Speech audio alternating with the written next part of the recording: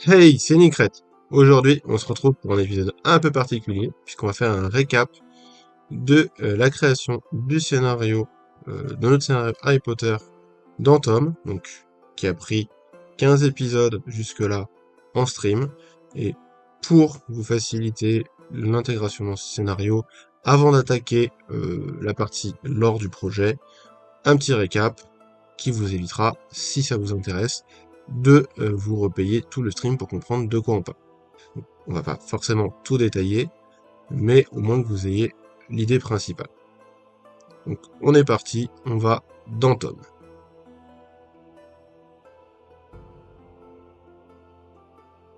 Notre scénario, c'est un peu de mon côté, notre scénario, pour rappel, est un scénario qui est un scénario d'initiation qui peut se jouer en 2 heures tout inclus, et le fichier Tom ici présent a été conçu pour que même un maître de jeu débutant qui connaît pas bien l'univers puisse s'en sortir. Alors si jamais à l'avenir vous l'utilisez et que vous vous rendez compte qu'il y a des choses qui seraient encore compliquées, n'hésitez pas à m'en faire part pour voir ce qu'on peut y faire. Mais l'idée, c'est ça. Je dis à l'avenir parce que la... Comment dire? Je me perds forcément, ça marche pas.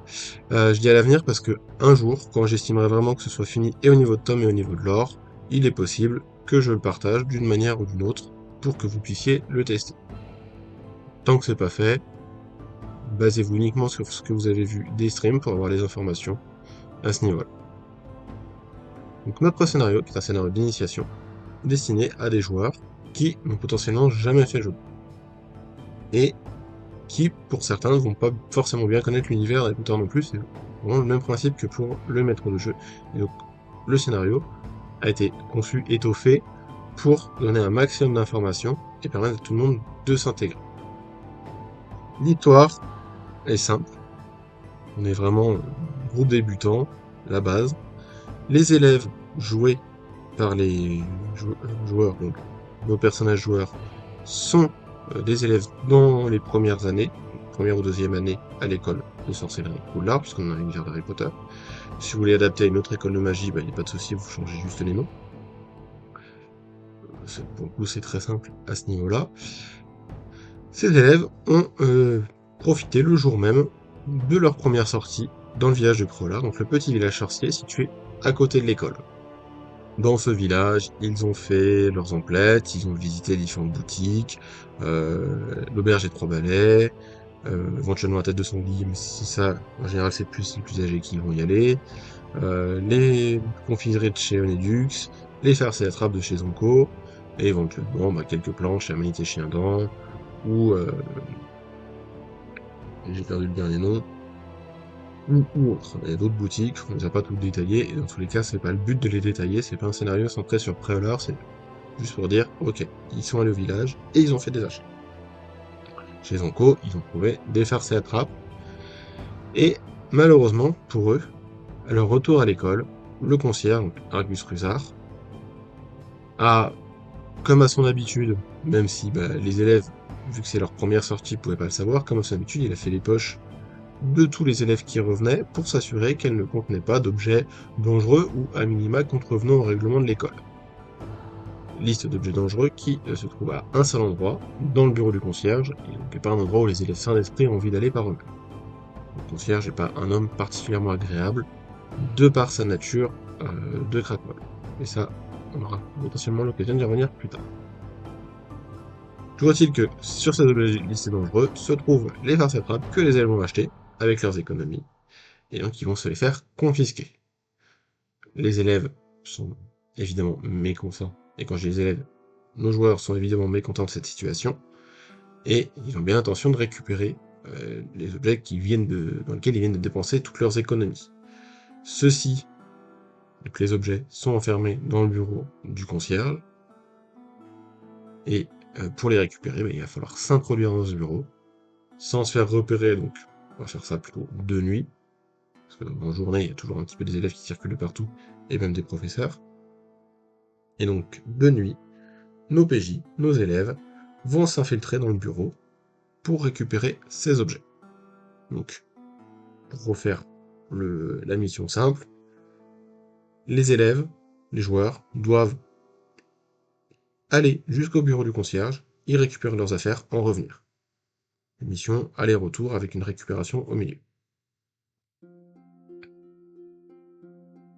J'ai structuré, donc c'est un choix de ma part, mon scénario en tant que dans Tom en tant qu'un arc, donc arc linéaire, c'est-à-dire que les choses vont se dérouler dans l'ordre prévu, et bon, vu qu'on a le retour, elles vont se dérouler dans le désordre, mais on va dire, la disposition des lieux, ça va être soit descendant, soit montant, on va pas faire des zigzags.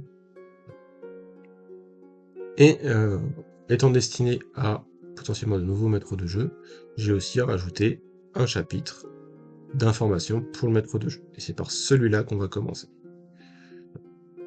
On reprend tout de suite dedans.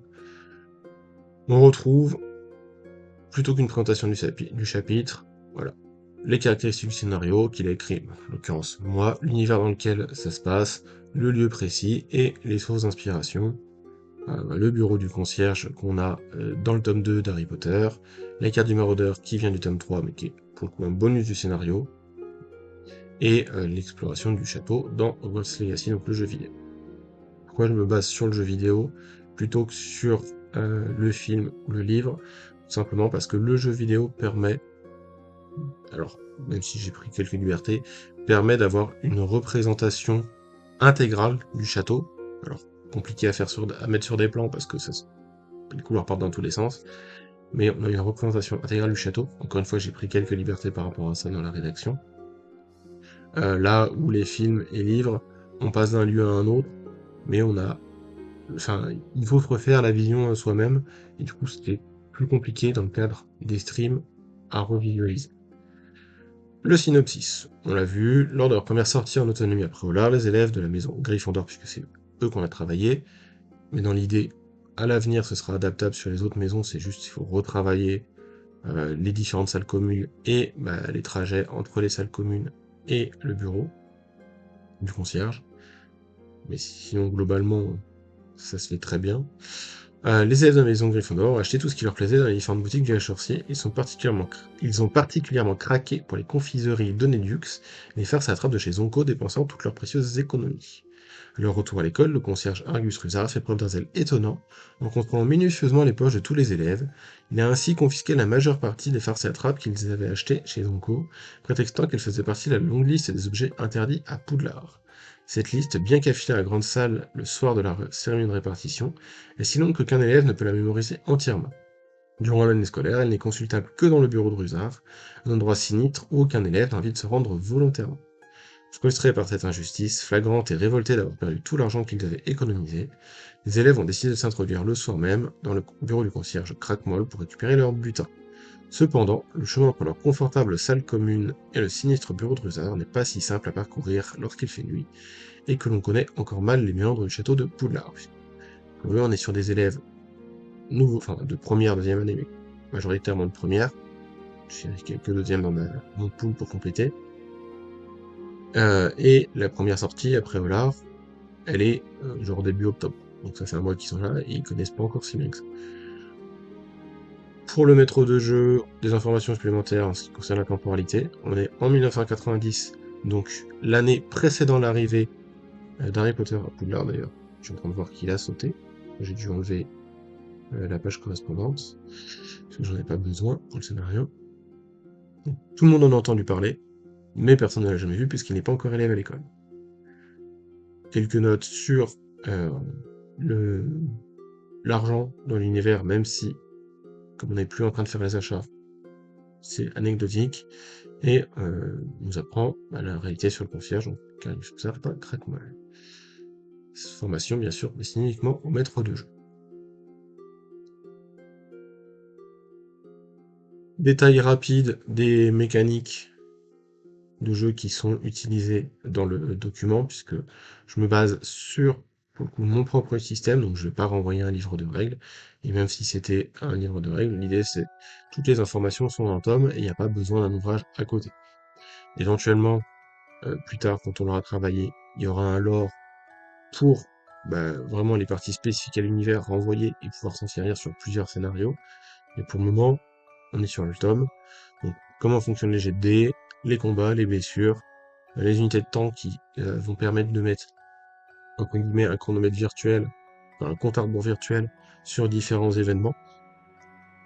Plus mes joueurs vont passer de temps à l'exploration du château, ou plus ils vont passer de temps à la fouille du bureau, et plus ils sont susceptibles de rencontrer le concierge, ou que celui-ci soit déjà présent au moment où il arrive au bureau, et du coup à contourner, sachant qu'au bout d'un certain unité de temps, le jour se lève, et du coup les couloirs redeviennent vivants d'activité, et la mission est fatalement terminée. Et fonctionnement des rencontres.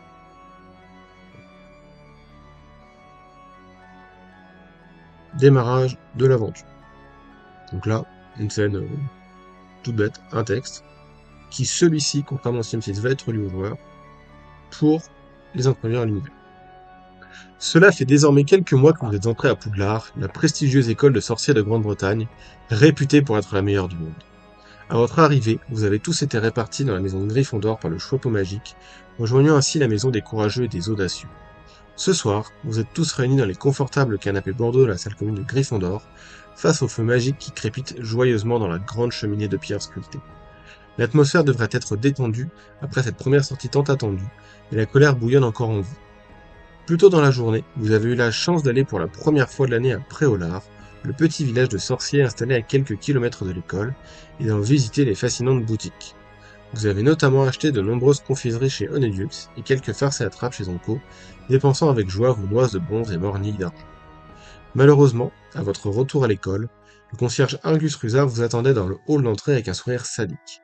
Prétextant un contrôle de routine et malgré vos protestations, il a fait les poches de tous les élèves qui revenaient du village et vous a confisqué tous les objets que vous aviez achetés chez Onco avec vos précieuses économies.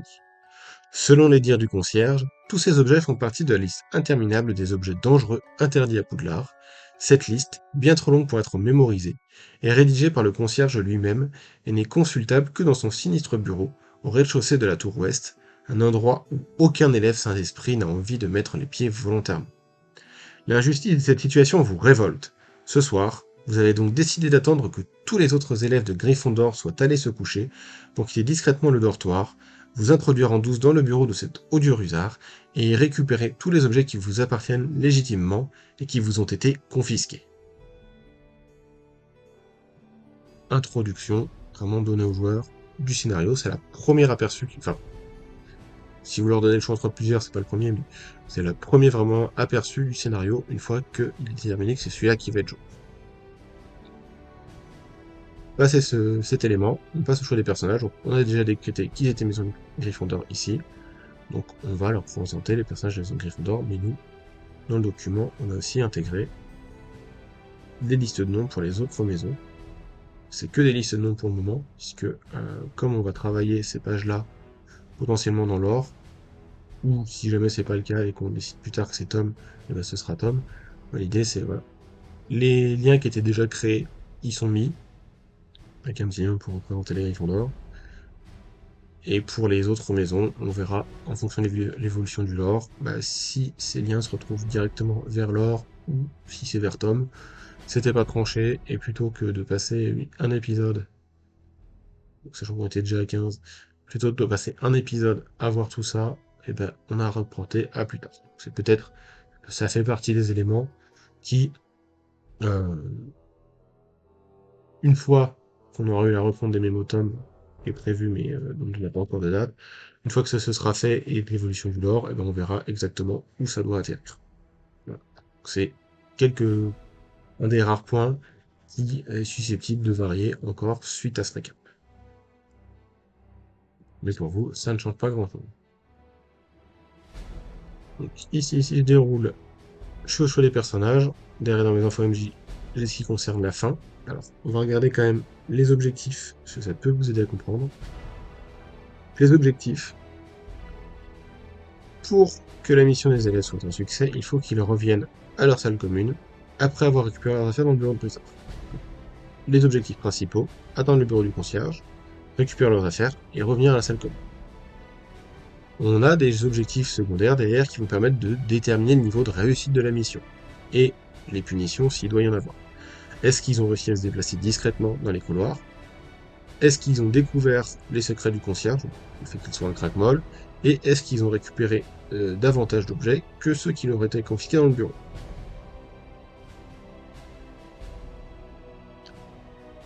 Sachant que, par rapport à la discrétion, il y a le côté ils vont se faire repérer, mais en fil de jeu, on va voir aussi, pour augmenter leur risque de se faire repérer, est-ce qu'ils sont bruyants, est-ce qu'ils laissent des traces derrière, qui ne sont pas des critères exactement de l'objectif secondaire d'ailleurs. On a des arcanes qui permettent de suivre tout ça. Ça peut être intéressant de les avoir, les arcanes ici, comprendre. On a les arcanes qui vont être alimentés en cours de scénario sur les pages correspondantes et qui permet à la fin au MJ de faire le débrief par rapport aux différents objectifs.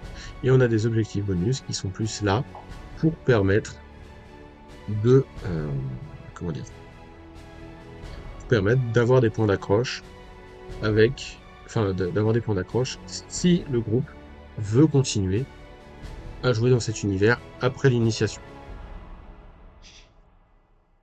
Donc fin de l'aventure, on a différentes possibilités en fonction de réussite, échec, et on détaille, et hop, je me casse le on va le faire, on détaille les possibilités de continuer en fonction de ce qu'ils vont récupérer. On enregistre puisqu'on a fait une modification. Revenons à la salle commune. Commencez à fermer un petit peu les onglets pour pas en avoir trop ouvert et que vous puissiez avoir les titres. Donc, premier chapitre réel. Les élèves sont dans leur salle commune et ils attendent. Enfin, c'est la situation initiale. Tant qu'ils n'en sont pas sortis, ils sont dans la salle commune. Bon, ils attendent que le reste du château soit endormi, mais au moment où on va réellement commencer le scénario, c'est justement le moment où ils sont tout seuls. Donc, attendre la nuit. Vous vous trouvez actuellement dans la magnifique salle commune de Gryffondor, un endroit auquel seuls les élèves de la maison Gryffondor et quelques professeurs spécialement désignés par le directeur de l'école ont normalement accès.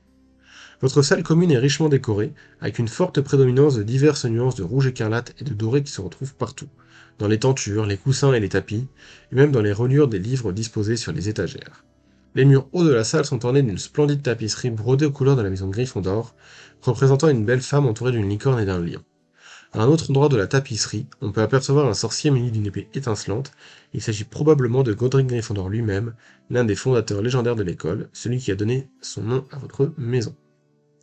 La pièce est meublée avec de gros fauteuils moelleux en cuir confortable, disposés stratégiquement autour d'une imposante cheminée en pierre sculptée. Le feu magique qui y brûle diffuse une chaleur réconfortante et une lumière dansante qui anime les ombres sur les murs. Plusieurs tables en chêne massif sont disposées dans la pièce, permettant aux élèves de faire leurs devoirs ou de s'adonner à des parties d'échecs version sorcier. À la sortie de la salle commune se trouve un panneau d'affichage, constamment mis à jour, qui permet aux élèves de rester informés de toutes les annonces importantes. On peut y voir les rappels au règlement griffonnés par le concierge Argus Rusard, les dates tant attendues des sorties après Hollard, le programme des séances d'entraînement de Quidditch, les propositions d'échange de cartes de choco-grenouille, et la liste des grimoires d'occasion à vendre ou à acheter. Le dernier des élèves plus âgés, vraisemblablement à 6e année, vient justement de disparaître dans l'escalier menant au dortoir des garçons, ses pas résonnant encore faiblement dans la spirale de pierre. Vous êtes maintenant seul, l'heure est venue d'agir, que faites-vous? Et là, on démarre réellement le scénario avec la première question qui est posée aux joueurs. On a une description des lieux qui leur permettent facilement d'avoir des possibilités pour interagir avec leur univers. Si on avait juste la dernière phrase, le dernier vient de partir, que faites-vous? Ça donne pas l'opportunité d'explorer la salle commune. Là, ils l'ont, sachant que cette exploration peut se faire, on va passer à la scène suivante, soit uniquement de façon échange avec l'UMJ, soit on peut leur donner l'image. Nous, on va la voir, cette image. Hop. Je l'ai pas mise, j'ai pas mis le lien. Ok. On va la voir, cette image, en format carte, donc avec des épingles qui permettent, si les joueurs nous pointe un élément particulier, on sait s'il y a quelque chose d'intéressant, d'utile qui s'y rattache. J'ai pas mis le lien vers cette carte. Ok, je vais présenter l'image du lieu pour qu'il y ait l'image du lieu. Hop, c'est juste parce que j'ai pas mis salle commune. Le lieu il est là, c'est juste on avait oublié d'intégrer le lien. Problème résolu rapide. Ça m'étonnait de ne pas l'avoir fait. Donc, on a le détail. Possibilité, juste ils discutent entre eux de ce qu'ils vont faire. On l'a mis parce qu'il est décrit jouer aux échecs version sorcier. Actuellement, il n'y a pas de règles spéciales qui sont décrites. Si vraiment vos joueurs veulent le faire, bah c'est ok. Partez sur une partie d'échecs plus classique. Si vous avez un échiquier, tant mieux pour jouer contre eux. Mais sinon, c'est juste ok. C'est là, il n'y a pas de règles particulières là-dessus. Et au pire, ça se résoudra sur des jets de caractéristiques si vous avez besoin d'improviser. Consultez le panneau d'affichage, donc on a les options, les rappels au règlement, les dates de sortie, le programme des entraînements de Quidditch, les songes de cartes sur la grenouille, les agréments d'occasion, et on a mis en plus un message concernant les objets trouvés si vous voulez rattacher à ce scénario one-shot, initiation, si vous voulez rajouter des quêtes secondaires, avec par exemple des gens qui ont perdu leurs objets et du coup qui peuvent être intéressants à ramener. On l'a mis au cas où, si vous souhaitez étoffer à l'utilisation, mais pour le moment c'est pas le cas. Moi j'ai rien défini de plus là-dedans. Fouillez la pièce, donc, on va retrouver tous les éléments qu'on a eu sur la carte. Et c'est là qu'on va avoir le plus d'informations. Donc la cheminée, les livres de la bibliothèque, les étagères, la commode, les fauteuils, sous le tapis, la tapisserie, différents tableaux, les armures, regardez par la fenêtre, observez le lustre. Donc regardez par la fenêtre, il fait nuit, donc on va se baser sur des compétences en astronomie et éventuellement en divination, s'il y en a qui veulent se lancer là-dedans, à lire ce que prédisent les étoiles, sachant que ça ne va pas prédire forcément quelque chose qui sera en cours de scénario. Possibilité, puisqu'on est dans la salle commune, d'aller dans les dortoirs pour récupérer des affaires supplémentaires. Donc, on va dire qu'on est sur le fonctionnement d'une mini-salle commune, bah ok. Pour avoir la lumière, ils peuvent allumer la baguette, mais avec le risque de réveiller les camarades qui sont en train de dormir, chercher dans leur coffre, et s'ils sont sur le lit, ils risquent de s'endormir. Retournons dans la salle commune. Une fois qu'ils ont fini leur exploration, ils prennent la décision d'aller dans les couloirs, et donc on sort de la salle commune, et on va se retrouver dans le couloir du 7e étage, donc là où se trouve le portrait de la grosse dame, qui est l'accès caché et exclusif à la maison Gryffondor. Ici, on a une image qui est tirée du jeu Hogwarts Legacy. Donc, nos élèves arrivent au 7e étage, dans le couloir, et pour atteindre le bureau du concierge qui se trouve au rez-de-chaussée, ils vont devoir descendre tout l'escalier, et du coup là on va passer sur le chapitre suivant, les couloirs de l'école. Donc on est ici juste sorti, et on passe directement au couloir. Donc, vous arrivez dans le couloir du 7e étage, très faiblement éclairé par les torches brûlant d'un feu magique.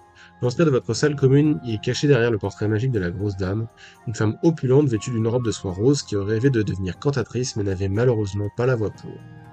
Celle-ci vient d'ailleurs de se refermer derrière vous. Donc celle-ci, c'est là l'entrée. À l'autre extrémité du couloir se trouve le grand escalier permettant d'accéder aux différents étages et salles de classe de l'école. Entre les deux, face aux grandes fenêtres qui laissent entrer la clarté du soleil pendant la journée, on trouve deux portes en bois peinte séparées par un placard balai, l'une menant aux toilettes des garçons, l'autre à celle des filles. Hormis vous, le couloir est désert à cette heure-ci, et nul bruit ne monte non plus de l'escalier voisin. Que faites-vous? On change de lieu, on redemande, voilà. On refait par les joueurs, qu'est-ce qu'ils veulent faire, permet de clarifier leur plan et de vraiment initier les actions. Donc les actions ici, voilà. Vu qu'on est sur l'aller-retour, on a possibilité de rentrer à la salle commune, mais qui est plus quand ils vont y revenir. Vérifier le couloir en lui-même, donc aussi bien ce qui se trouve dedans, que d'aller faire un tour dans les toilettes, c'est plus pour faire grandir l'univers, ça ne sert pas pour le scénario, quoique ça peut les desservir à la toilette s'ils se renversent de l'eau et qu'ils laissent des traces d'eau derrière eux, mais c'est pas utile pour le scénario, c'est juste là pour faire grandir l'univers. Et éviter de donner l'impression à vos joueurs que même si c'est un scénario d'initiation, il n'y a qu'un seul chemin possible. Non, s'ils veulent faire des détours, ils peuvent faire des détours. Par contre, ça va jouer sur le temps qui passe. Alors, voilà. Dès qu'il y en a un qui va passer aux toilettes, c'était là, on augmente l'unité de temps. Alors, selon ce qu'il fait. Voilà. Palier du 7e étage, et donc là on va avoir une succession des paliers 7, 7e, 6e, 5e, 4e, 3e, 2e, 1er rez-de-chaussée, jusqu'à arriver dans le groupe. Donc, on va aller rapidement, chaque fois ils ont possibilité d'inspecter le palier, de se diriger vers le couloir correspondant, ou d'emprunter un escalier qui monte ou qui descend. Ici notre couloir c'est celui qu'on vient de quitter, donc on va pas y revenir. Inspection du palier, souvent, on va avoir des tableaux et pas grand chose de plus. Mais comme il y a des tableaux sur cette représentation et voir celle-ci, comme il y a des tableaux un peu partout, on en a mis à chaque étage. Le 7e palier, on va dire qu'il est tranquille. À partir du 6e et jusqu'en descendant, les élèves ont un risque de rencontrer une patrouille en fonction du temps qu'ils ont passé à l'extérieur, du bruit, des traces qui laissent derrière eux. Donc la probabilité qu'ils rencontrent une patrouille augmente progressivement. Avec un risque éventuellement aussi de réveiller les portraits, notamment s'ils ont la baguette allumée et du bruit qu'ils font. Donc de base, on est en moyenne sur une chance sur 3 qu'il y ait un portrait qui se réveille. Sachant qu'il se réveille, ça veut pas dire qu'il alerte ce qui se passe autour, il peut juste discuter avec les élèves et éventuellement, selon l'ampleur de la discussion, faire perdre un peu de temps. Les probabilités d'une rencontre, plus ils avancent sans avoir fait de rencontre, plus le risque augmente. C'est-à-dire qu'il y a un moment où il est assez peu probable qu'ils fassent absolument aucune rencontre dans le scénario. Donc encore une fois, en tant que maître de jeu, si vous voulez ajouter davantage de rencontres pour altérer la durée du scénario, rendre plus long, vous pouvez largement, puisque de toute façon ces rencontres vont être décrites, donc à vous de voir à quel point vous voulez en inclure ou non. Donc je fournis un document, vous faites ce que vous voulez. Donc, les différentes rencontres, et ces rencontres, on les a à chaque palier, et on les a aussi si les joueurs décident de s'aventurer dans les différents couloirs. Encore une fois, c'est comme les toilettes, c'est là pour faire grandir l'univers. Ça joue sur le temps qu'ils vont passer à l'extérieur de leur dortoir, mais il n'y a pas forcément de choses intéressantes prévues à y trouver, en tout cas des choses utiles pour le scénario. Ça ne veut pas dire qu'ils ne trouveront rien, mais que le scénario, pour être réussi, n'a pas besoin de ces éléments-là. Et c'est en tant que maître de jeu, en fonction de ce qu'ils vont vouloir faire s'ils vont dans ces couloirs-là, que là, il va y avoir plus une part d'improvisation, puisque c'est pas un endroit où ils sont censés aller de base. On grandit l'univers pour pas que ce soit juste un escalier à descendre, parce que sinon, il n'y a pas de possibilité d'échapper à une patrouille ou quoi. En fait, les couloirs sont aussi là pour ça, c'est que si jamais il y a une patrouille qui est en train de monter, alors qu'eux sont en train de descendre, qu'ils aient possibilité, enfin qu'ils aient le choix en fait, entre aller se cacher plus haut ou se glisser dans un couloir pour y échapper. Avec toujours le risque que la patrouille vienne quand même vers eux, mais ils ont eu un choix, et même si elle vient vers eux, ça veut pas dire qu'ils vont forcément la croiser, et ça c'est sur l'impro que ça va se jouer. Donc on a cette part d'impro à chaque étage. On va passer rapidement parce que les paliers vont se ressembler, c'est juste les étages qui sont différents. Donc ici, 6e étage. On avait quoi, 6e étage? Les salles de musique de l'école. Je l'ai pas... Si, c'est ça, je l'avais là. En salle de musique, donc à chaque fois, petite ligne, que faites-vous? 5e étage, par exemple, on a mis la salle de bain des préfets, les appartements des professeurs. Au 4e, la salle de défense contre les forces du mal. Au 3e, les salles de sortilège. Au 2e, la salle d'études des moldus. Au 1er, l'accès vers l'infirmerie. Et au rez-de-chaussée, on peut accéder sur le grand hall. Et on peut également vouloir descendre plus bas vers les sous-sols. Et ici, ce sera pas une scène dédiée. Juste, voilà. Est-ce qu'ils y vont dans l'obscurité ou non? Dans l'obscurité, forcément, il y a plus de risque de se casser la figure dans les escaliers. C'est le cas dans tout scénario. L'idée, c'est que, voilà, ils essaient d'être discrets, et donc tout ce qui va les amener à potentiellement se mettre en danger et pas être discret va être sujet à jet de dés, et avec un risque forcément d'échouer. Parce que comme j'ai pu le dire plusieurs fois au fil des streams, courir dans un escalier descendant la nuit sans lumière, c'est source d'accident. Donc, c'est normal qu'il y ait un risque de tomber. On arrive, alors on était sur le rez-de-chaussée, on va arriver au niveau du grand hall. Grand hall qui est notre dernière étape ici, puisque la dernière page, c'est les différentes rencontres avec le fonctionnement des patrouilles, et quand on tombe sur une patrouille, quand on tombe sur des PNJ en fait de nuit, qu'est-ce qui se passe selon les PNJ? Et nous, le grand hall. Vous arrivez dans le grand hall de l'école, le cœur névralgique du château permettant aussi bien d'accéder au hall d'entrée menant à la grande cour qu'à la grande salle où vous prenez vos repas. Le grand escalier de marbre blanc permettant d'accéder aux étages supérieurs fait face à la porte d'entrée principale, créant une perspective saisissante qui attire immédiatement le regard vers les hauteurs du château. De grandes torches médiévales sont accrochées sur les murs de pierre taillés à intervalles réguliers.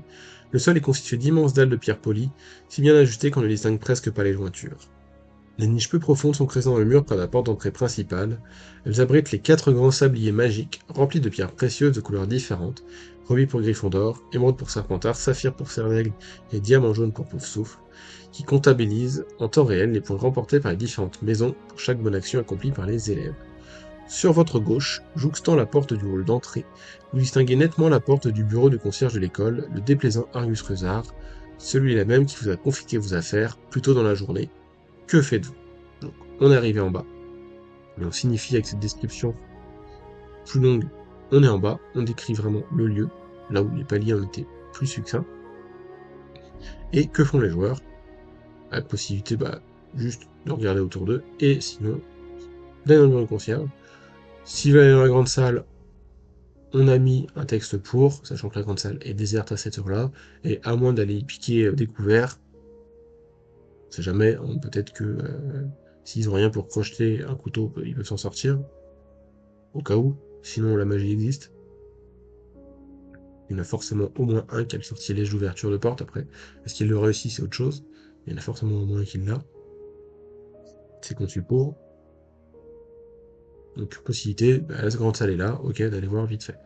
Je n'ai pas mis la grande cour, parce que là, pour le coup, il s'éloigne vraiment du scénario s'il commence à sortir de... Mais si vraiment ils veulent y aller, encore une fois, c'est de l'impro. Je vais essayer, dans le scénario, dans le tome, de pas mal étoffer et de donner la grandeur à l'univers, enfin, la grandeur au scénario, que ce soit pas juste un couloir.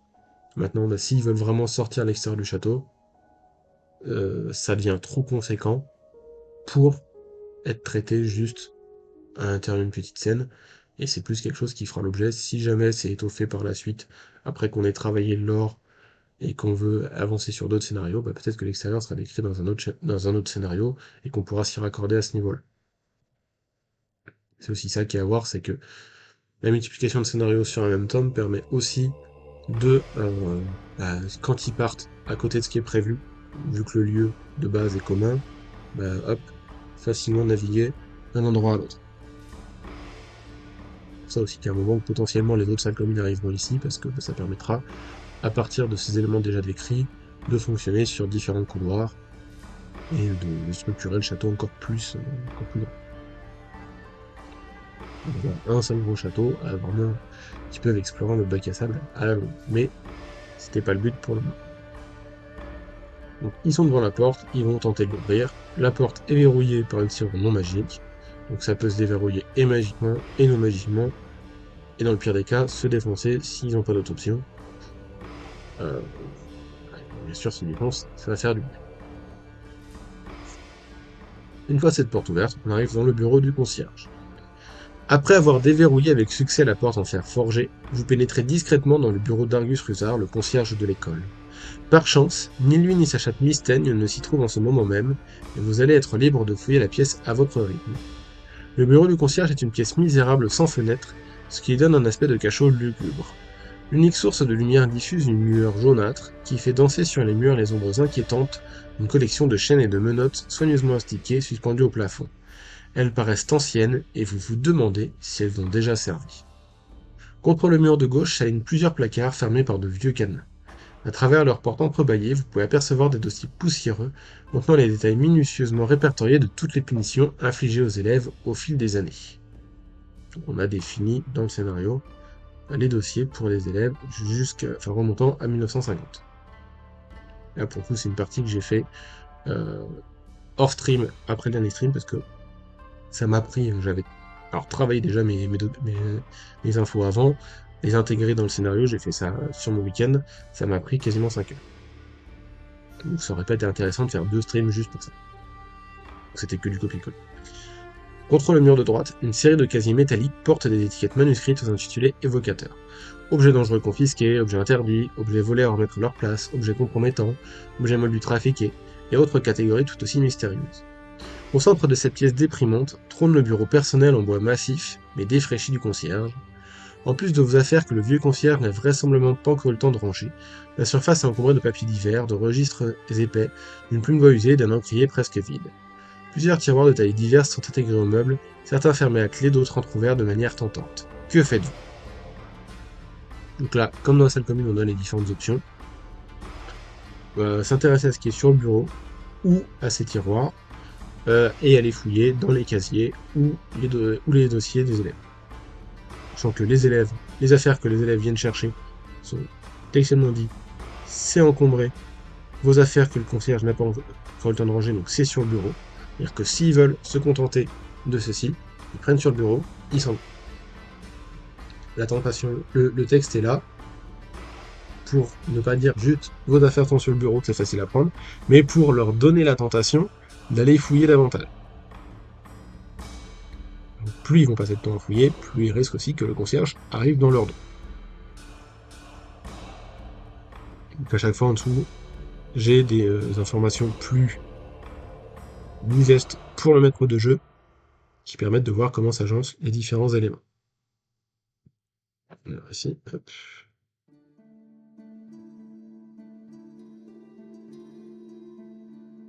À l'intérieur du bureau, donc même principe que quand on était dans la salle commune, on a les possibilités pour fouiller, sachant que il y a un moment où le temps va augmenter, et dès que le temps arrive à 15, le concierge revient dans son bureau. Il est dans son bureau de base entre 15 et 20, sachant qu'à 30, le jour se lève. Donc si ils passent après le concierge, si quand ils arrivent, parce qu'ils ont trop tourné dans les couloirs, si quand ils arrivent, le concierge est déjà là, bah il faut qu'ils attendent qu'ils partent, et du coup il leur reste vraiment juste le temps de récupérer leurs affaires et de remonter. Alors, il part à 20, donc 21 on sait qu'il est plus là, les élèves peuvent être dans le bureau, en tout cas en train d'ouvrir la porte. Le temps de récupérer, ça fait 1, et il y a 7 étages à remonter, ça fait 7. Donc ils ont cette marge qui est encore possible, c'est-à-dire que même s'ils arrivent trop tard, après que le concierge soit arrivé dans son bureau, en attendant qu'ils partent, ils peuvent encore réussir la mission. Plus dur, mais ils peuvent réussir. Donc possibilité de prendre directement celle qui est sur leur bureau, d'ouvrir les tiroirs, les casiers, et de fouiller dans les archives. Donc le bureau, ils récupèrent leurs affaires, pour le coup, qui est marqué objectif, et ils peuvent éventuellement fouiller dans les affaires du concierge.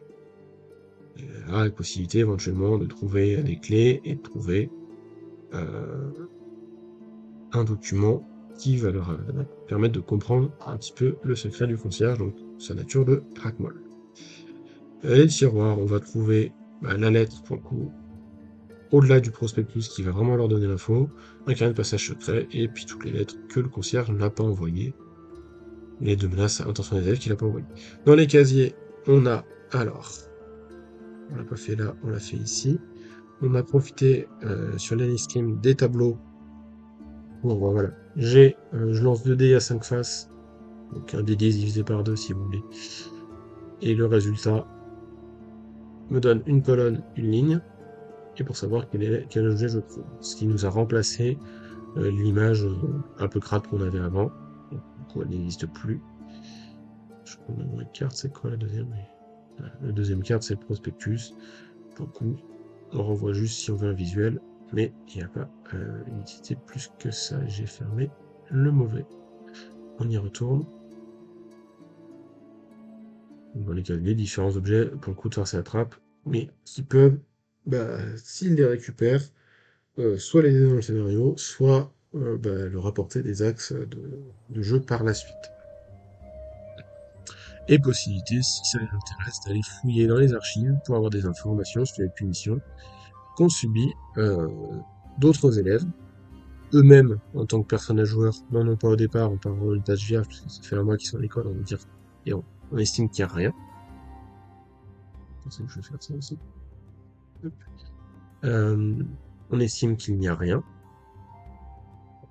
Mais par contre, on a des dossiers, et il y a, alors j'ai pas compris le nom de famille, mais en ligne, Moi, sur mon tableau, j'avais plus de 500 lignes. J'ai tout intégré sous forme de tableau, chaque fois par famille. Le nom de famille, les prénoms et les punitions associées. Il peut y en avoir plus ou moins. Je me suis rendu compte en faisant les copier-coller ce week-end que que j'avais pas forcément une assez diversité. Je dois le retravailler potentiellement, mais c'est du temps et c'est pas forcément la priorité pour quelque chose qui vont assez rarement aller voir. Ça existe pour le cas qui est tenté, mais ça fait partie de mes défauts, c'est-à-dire que j'ai tendance à vouloir être trop exhaustif, en faire trop, et du coup potentiellement il y a beaucoup de ces dossiers qui ne serviront jamais à rien. Mais ils sont là. Si j'en veux y aller, à partir du moment où on les mentionne, en fait, ils pourraient être tentés de regarder. Et donc, pour ne pas mettre en difficulté, que ce soit moi ou un autre MJ au niveau de l'impro, il y a déjà des éléments qui sont donnés. Risque, donc, au bout de 15 minutes avec le concierge revienne. Et du coup, à ce niveau-là, on est en affrontement avec le concierge qui va reprendre les données qu'on avait dans, au moment d'une rencontre avec le concierge dans les couloirs.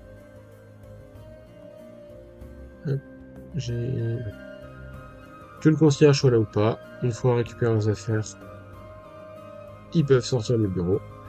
Le cœur battant d'excitation, après avoir récupéré vos affaires et fouillé dans celle du concierge, vous sortez enfin du bureau de ce maudit concierge. Je vais remis le concierge pour mettre ici rusant. Pour la fluidité de texte. Entre le temps passé dans les couloirs et supérieur dans le bureau de Gure, la nuit est déjà bien avancée, et il est fort heureux que vous n'ayez pas croisé la route du vieux Rusard. Du concierge ou de sa fiche chat mystère. Donc c'est entre crochets, je le lis de façon optionnelle, en fonction de si c'est vrai ou pas, quoi. S'ils ont juste pris leurs affaires, je dis pas qu'ils ont fouillé. S'ils ont croisé Rusard, je dis pas qu'ils l'ont échappé. Bien que vous ayez atteint l'objectif que vous étiez fixé, votre escapade n'est pas encore terminée, puisqu'il vous faut encore retourner à vos dortoirs sans vous faire prendre. Cela signifie reprendre en sens inverse le chemin que vous aviez fait depuis votre salle commune, et ce, le plus discrètement possible. Que fait-il ? Donc là, on explique, pour le maître de jeu, trajet en sens inverse. Donc on va repasser par les mêmes lieux, le grand hall, le rez-de-chaussée, premier étage, deuxième étage, troisième étage, quatrième étage, cinquième étage, sixième étage, septième étage, le cours du septième et la salle commune.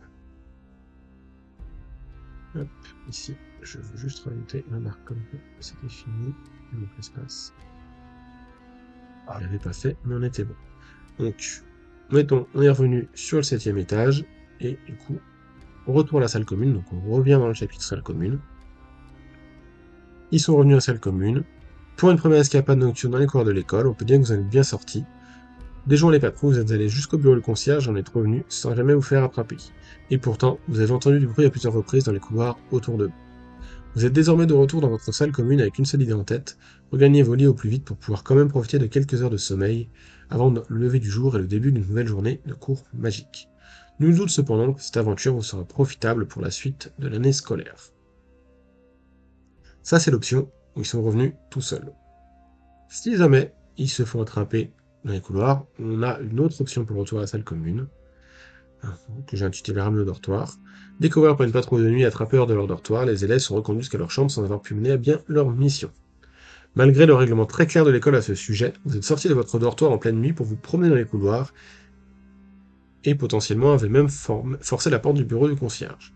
Découvert et attrapé par l'un des PNJ, vous êtes désormais en chemin pour regagner vos lits, surveillés de près par l'horrible concierge Argus Rusard et sa non moins désagréable Mystaigne. En raison de vos actions de la nuit, vous attendez à subir l'une des désagréables punitions dont le vieux concierge est le secret, idée qui semble d'ailleurs déjà le réjouir intérieurement à en croire son sourire sadique. Votre escapade nocturne est désormais terminée. Il n'est nul doute que vous aurez servi de leçon pour les mois à venir. Alors, j'ai un problème juste d'espacement. C'est partie des défauts qu'on a sur Tom actuellement. C'est comme ceci, je n'ai pas pu le mettre en tableau régulièrement. Je suis amené à le corriger. Donc, s'ils ont été raccompagnés, ou qu'ils ont été repérés, même s'ils n'ont pas été choupés, on peut avoir des punitions qui vont être mises en place avec des points perdus, des retenues, des lignes, ce genre de choses. Et en cas d'usage de la magie noire, sachant qu'il faut vraiment le faire exprès parce que ils ne disposent pas de ce genre de sortilège en tant qu'élève. Si vraiment, parce que s'ils connaissent l'univers, ils savent que ça existe, si vraiment ils tentent ce genre de choses, et que soit ça fonctionne, soit ils sont repérés, c'est directement renvoi de l'école. Et généralement, elle est simple pour Azkaban. La prison est sortie. Même si, je l'ai pas dit. Meilleur jugement par le ministère qui va déterminer, ok, est-ce qu'ils vont... Objectif scénario, donc la page qu'on a vu tout à l'heure, et la fin. Dans les fins possibles, fin d'aventure, c'est ici. Donc, les réussites, est-ce qu'ils ont juste récupéré les affaires? Est-ce qu'ils en ont pris d'autres? Est-ce qu'ils ont découvert la nature du concierge? Et est-ce qu'éventuellement, parmi les rencontres qu'ils ont fait dans les couloirs, ils sont tombés sur les frappeurs et ils ont réussi à faire ami-ami avec lui?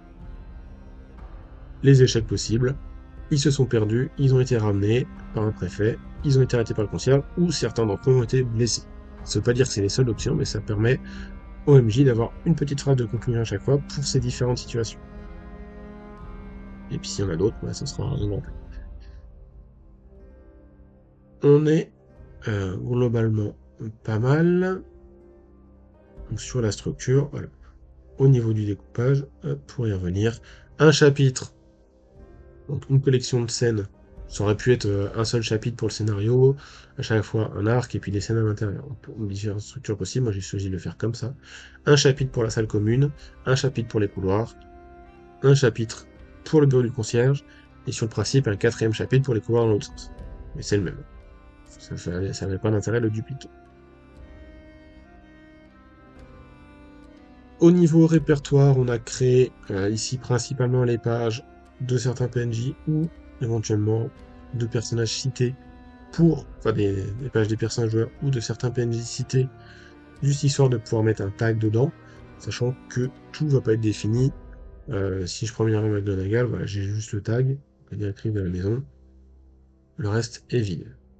Et là, comme ça, je sais même pas vous dire à quel moment Minerva McGonagall intervient.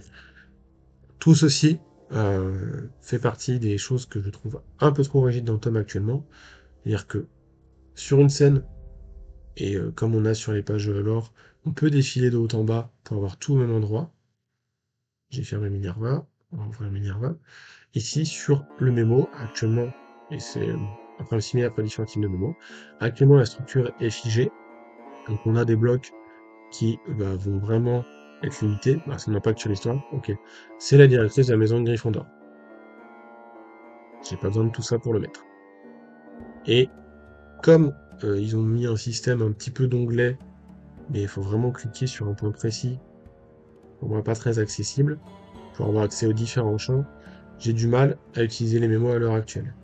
J'espère que, quand on aura la refonte, on puisse être sur une page défilante, comme on a sur les autres, même si le défaut des pages qui défilent, c'est que, forcément celle-là c'est pas bon, c'est que si je change d'onglet, et que je reviens dessus, la page est revenue en haut.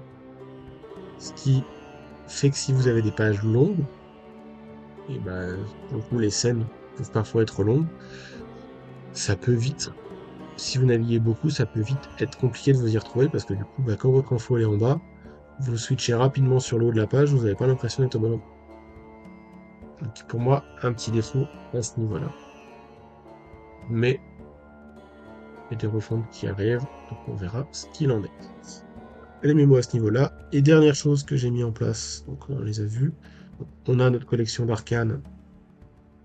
Alors pas toutes décrites, c'est peut-être quelque chose que je pourrais améliorer par la suite, mais qui permet de suivre les différents objectifs ou les risques qu'ils se fassent repérer.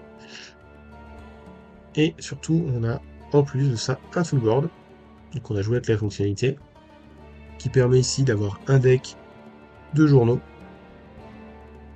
Alors, je ne veux pas... pour savoir quel journal il trouve par hasard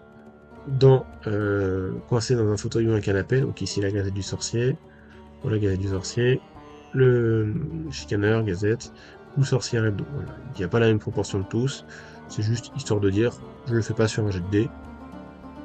Ici, paramétré de base, j'ai des jets en D100, en D4, qui vont être les situations aléatoires que je vais avoir le plus côté MJ. Sachant que je m'en sers pas pour faire les jets de caractéristiques, c'est vraiment si j'ai besoin, moi, de vérifier c'est parce que je suis dans l'autre bulle, c'est ça. Faut pas que je clique, sinon j'enlève le dé. Si j'ai une situation où j'ai besoin de faire un jet de dé rapidement, sans que les joueurs le sachent, pour le coup, c'est un bruit de clic. Bon, j'ai fait un. Et c'est une réussite critique. On est pas mal. Initialiser. Pas réinitialiser. Voilà. Hop. Mieux vaut laisser le jet précédent que de réinitialiser bêtement. Je me suis fait avoir. Et donc, s'il rencontre un préfet, lequel il tombe, sachant que je l'aurais mis pour le coup des stats moyennes à tous. Et on a les infos pour pouvoir éventuellement gérer les combats, donc les stats de Rusa, de Mystaigne, de Peeves, des préfets. Et ici, pour déterminer quelle rencontre ils font, j'ai mis un sac aléatoire. Est-ce qu'on va tomber sur un des préfets? Après, on tire au sort lequel. Sur Rusa, sur Mystaigne, sur Peeves, ou sur un fantôme. Pareil, si on tombe sur un fantôme, j'ai dû mettre une génération aléatoire quelque part, même si là, elle apparaît pas. On a fait le tour, je pense, du scénario. Donc, comme j'ai dit au début, je peux pas. Pourquoi je peux pas fermer les onglets là? Ok, bon, je peux pas fermer les onglets, on verra. C'est pas très grave. Ça se gérera plus tard. C'est potentiellement un bug à ce niveau-là. Je l'ai vu signaler il y a pas longtemps par d'autres, donc on reviendra plus tard, pas un problème. Donc, on a fini pour ce récap du scénario. On est, si je me trompe pas, sur une cinquantaine de minutes de vidéo, donc je pense qu'on est déjà pas mal. C'est un peu long, certes, mais comparé au fait de regarder les 15 épisodes de 3h, 3h30 qu'on a fait, pour vous remettre à jour avant d'attaquer l'or, je pense que on est quand même sur un format qui est un peu plus intéressant, et qui vous donne un aperçu de ce qu'on peut faire avec le logiciel. Qui est plus une vidéo qui va pouvoir me servir aussi moi de référence pour toutes les personnes qui ne veulent pas se taper la playlist en entier dès le départ. Si vous voulez voir comment ça a été conçu au niveau insertion, au niveau style et tout, là pour le coup je vous renvoie au VD Stream, je ne peux pas tout redétailler dans cette vidéo. Donc, ce récap est terminé. Merci à ceux qui l'ont regardé, n'hésitez pas à me dire en commentaire ce que vous en avez pensé. Et on se retrouve, donc là moi j'enregistre ça le lundi 30, on se retrouve dès le jeudi 2 avril pour attaquer la partie lore qui va venir compléter et petit à petit peut-être remplacer certains éléments de ce tome. L'idée étant que comme on a une interaction entre les deux logiciels, ça permette de fluidifier l'organisation et notamment s'il doit y avoir d'autres scénarios dans l'univers d'Harry Potter à l'avenir. Mais on n'en est pas là. D'ici là, portez-vous bien et à bientôt.